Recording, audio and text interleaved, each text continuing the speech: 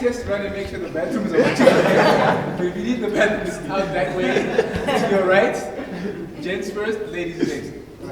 No, I'm just kidding. If I do nothing, then I want to have supper and chat when I get back home. Good evening. I feel a little bit, I had to leave my notes behind because I noticed that the people who were pitching before didn't bring anything. And his name is Takundi.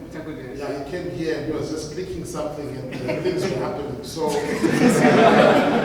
think he's from Tech Village. So due to that fact, I think I'll need to use my technology which is in my head. Okay. And try and do this in the next 7 or so minutes. Would that be fine? Just to talk a little bit about the fact that the Bible actually has entrepreneurship in it as well. Did you know that? Yes. You didn't? Okay, some do, some don't. But I just want to talk about it just a little bit this evening. Maybe just to check, how many of you have a Bible loaded on your phone? Okay. How many of you use that? Just a second. In case you have forgotten, this is still a church. So let's raise those hands knowing that Jesus could be looking for it. Okay, so today, what I just want to quickly talk about is found in the book of Nehemiah, from Nehemiah chapter 1 through to about Nehemiah chapter 4. I'll just talk about 3 things quickly. How you as young entrepreneurs can find certain things from the Bible that can be able to help you. I am totally shocked that this is one of Bulawayo's best kept secrets. I mean, the 10-15 minutes that I've been here, I've been amazed by the ideas that have come out of here, by the questions, the comments, the suggestions. And I think this needs to be opened up to a whole lot more people in Bulawayo so that we can be able to benefit. But going back to what I just want to talk about, the Bible tells us in the book of Nehemiah chapter 1 that Nehemiah got some visitors coming from who had been to Jerusalem, which was the city of their ancestors, where people the Jews had come from. But we are told that when these people came, one of the things that he asked them was, how is the city right now? How are things in the city? And the report that he got was a bad report, that the city was broken down, the walls were broken down, the remnants that were left there were in disarray, and a whole lot of things were going wrong. And right there for me was the number one thing that every entrepreneur should have. And that one is a willingness to meet a need. I had a question being asked to the 2 guys who were here when I walked in, and the question was, where do you make money in all of this? Now, as a Christian, we are not necessarily always looking at making money, but there is some benefit that we are looking at having. And for us, during this week, the benefit we are having is bringing people to the knowledge of Jesus Christ as their Lord and Savior. And I believe that as budding business people, one of the questions that you always need to be asking yourself is, what needs are there in the community, and what is it that I can do to meet the needs that are there? Let me tell you, you will not make money if you are not meeting a need. Because there are lots of people that are walking the street and they're not making money. The reason why they're not making money is that they're not meeting anyone's need. They are just taking a walk. There are many people that are playing with their phones, downloading apps, uploading apps, doing all sorts of things, but they're not making money because there's no need that they're meeting. They are just communicating. But I believe one of the things that we need to look at is, how is it that we can be able to benefit? Nehemiah realized that there was a need, and he gave himself to be willing to be the person who would go and meet their need. And the Bible tells us that after he realized that there was a need back where he was coming from, the second thing that he did is he went to the king, and he said to the king, can I be allowed to go and do this? Let me tell you, you don't need anyone. For you don't need anyone's permission to become innovative.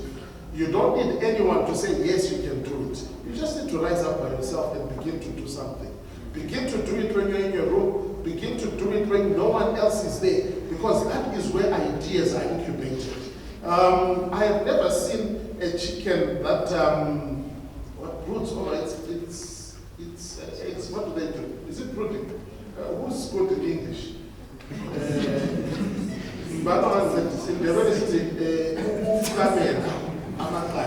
You know, the process that takes 21 days from the time the mother hen sits on the eggs until the chicks hatch. What do you call that in English? So let's stay in our ignorance together on that one. I think let's leave it with that. But you know, what happens in a secret place? But I like what Nehemiah did. He went to the king and said, I want to go there because there is work that needs to be done. And one of the things that the Bible tells us when you get through to about Nehemiah chapter 4 is that the Bible tells us that they were able to do this because people had a mind to work.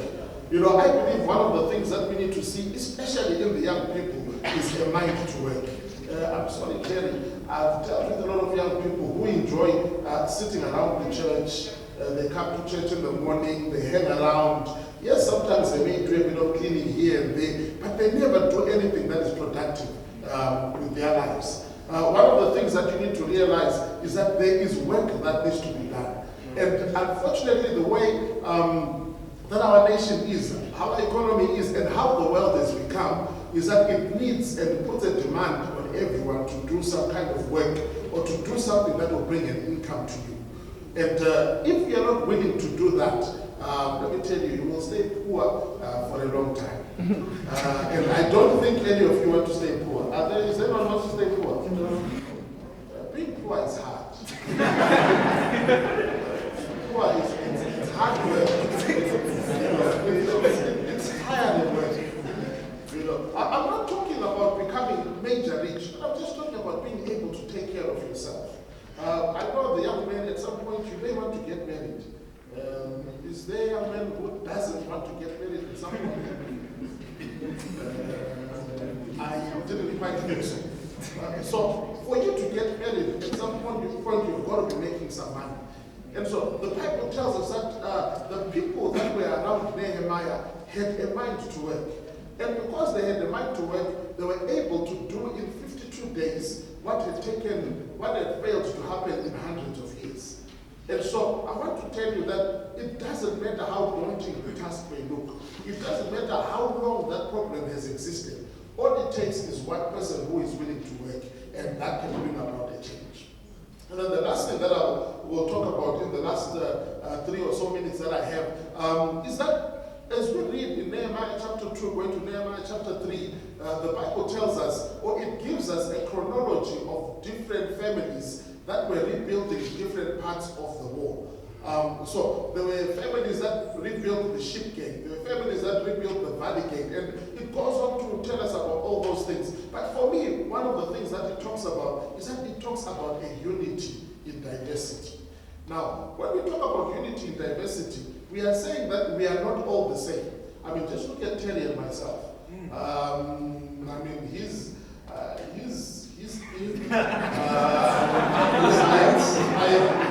I am well kept. I still have hair. See, I am very light. Very light. So this is just, and the two of us, you notice that there are lots of differences. But you know what? It's not our differences that matter, but it's the things that we believe in that are the same that matter. And when we come together, we can be able to accomplish so much more. You know, one of the things that blessed me when I was sitting there is I had, I'm sorry, that's the only name I got, Tabunda.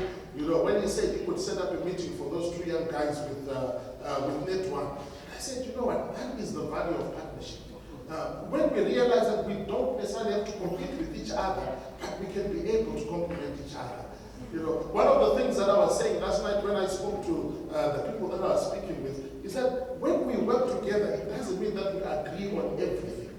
It doesn't mean that my favorite type of tea is your favorite type of tea. It doesn't even mean that the way I dress may be the way that you like to dress. But we understand that there are certain things that we can be able to do together that will bring a benefit not only to me, but will also bring a benefit to the community. And so one of the things that I learned from the book of Nehemiah is that there is so much that we can be able to accomplish when we do things together. And so as you are here today, I'd like to believe that it will not end with just the people that are here. I'd like to believe that when you are sitting there and you are listening to people preaching, you are not looking for ideas to steal. Because that has been known to happen. But you are looking at how you can genuinely be able to complement each other so that we can all benefit from the ideas that you have. And so, as I sit here today, one of the things that I would like to encourage you on is form partnerships, form relationships, form networks that will help you get on ahead much faster. Like I said, it had taken hundreds of years and they had failed to rebuild the wall. But in 52 days, they were able to rebuild it. Does that mean that there was no opposition? No, there was opposition. If you read Nehemiah chapter 4, and please do go and read your Bibles that you have on your phones. In Nehemiah chapter 4, we are told about Tobiah and Sanballat. We are told that they tried to oppose the rebuilding of the walls, but because there was unity, they were not able to stop what was happening. And so I want to tell you that when you are united, you are very hard to stop. When you are united, actually, it may be impossible to stop you because you get so much from each other and you are able to put so much more when you're together. And let me tell you, the first partnership that you need to have, Terry, above all else, is a partnership between you and the Lord Jesus Christ. That one I have no doubt about.